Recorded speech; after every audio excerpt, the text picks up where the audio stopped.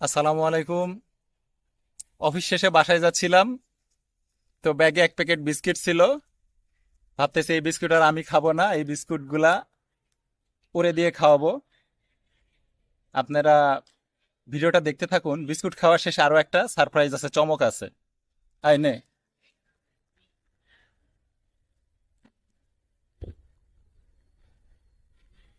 আরো একজন দৌড়ে আসতেছে, এই যে দেখেন দেখেন দেখেন, আরো একজন দৌড়ে আসতেছে। ও বুঝতে পারছে যে এখানে কিছু একটা হচ্ছে। হুম। তো এরকম আমাদের ফ্রেন্ড সার্কেলের মধ্যেও হয়, যখন দেখি যে কোথাও কোনো খাবার দাবারের আয়োজন আছে ফ্রিতে, তখন আমরাও একজন বুঝতে পারছি, বুঝতে পারলে বাকিদেরও বাকিদের কাছেও এই ইনফরমেশন পৌঁছে যায়, এবং তারাও মোটামুটি প্রস্তুতি নিয়ে যত দ্রুত সম্ভব চলে আসা যায়, এরকম করে। এবার সারপ্রাইজের বিষয়টা বলার একটু চেষ্টা করি। আমি বরাবরই লালনের গানের অনেক ভক্ত। তো আমি এখন চেষ্টা করব লালনের গানের কোন একটা গান থেকে এক আধ কলি গাওয়ার জন্য। মানে আমার গলা ভালো না, এ কারণে আপনারা সারপ্রাইজ হতে পারেন, এই কারণে আমি বললাম।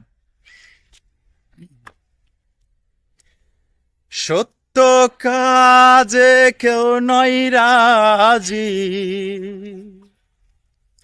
সত্য কাজে কেউ নয় রাজি, সবই দেখি তা না না না, জাদ গেল, জাদ গেল বলে, সে কি আজব কারখানা, জাদ গেল, জাদ গেল বলে,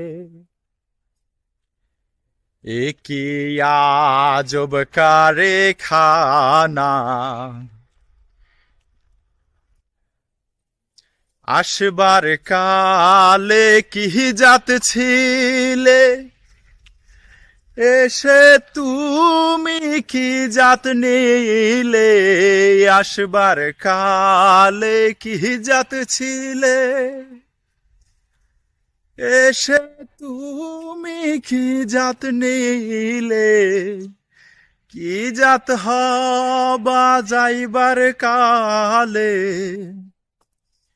কি জাত হবা যাইবার কালে, সে কথা ভেবে বলো না, জাদ গেল, জাদ গেল বলে,